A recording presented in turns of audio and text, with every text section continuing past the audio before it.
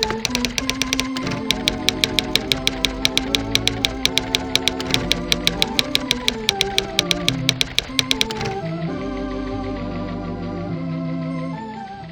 do you do, sports fan? This is Leo Cloutier with Malice to It None. It's indeed a pleasure to have as our guest tonight the manager of the Baltimore Orioles, friend of long standing. I'd like to welcome to our show Earl Weaver. Welcome, Earl. How are you, Leo? How you doing? Well, very good, Earl. Earl, it's certainly nice to have you as our guest here today or tonight. Earl, are there any special teams in the American League which you fear more than the others?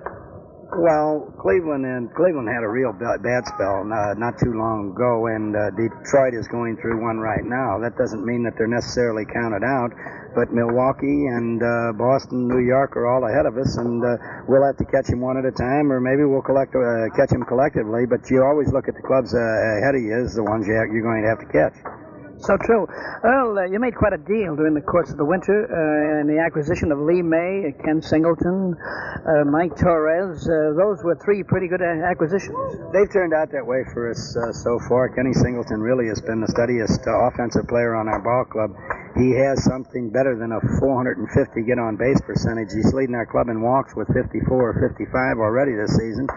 He's continually hit between the 280 and 300 mark, so he's doing a lot of getting on base. Along with that, he's a good, steady outfielder with a strong, reliable arm. He's leading our club in assists also.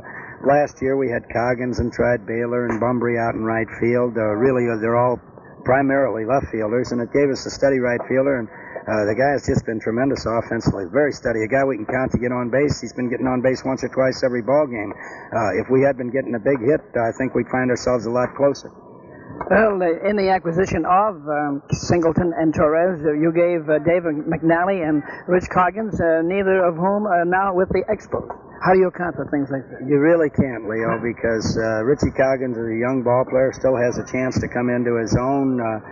He was a second-half ball player over here. He usually had a bad spring and got off to a bad start, but we had ball players that we could use early in the year, and Richie was find himself on a bench probably early April, May, but come on in June, July, and August.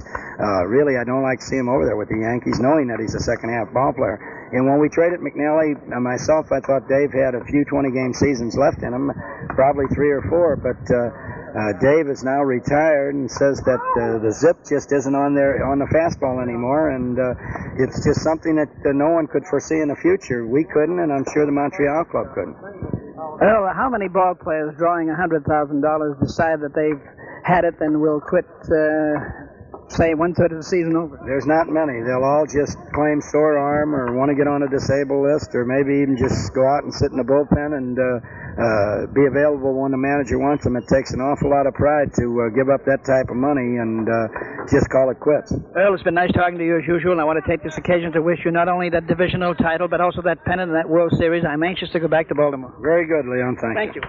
This was an interview with Earl Weaver, the manager of the Baltimore Orioles, and this brings us to the end of With Malice to It None for today. Until tomorrow at this same time from Fenway Park, Leo Cloutier, good day.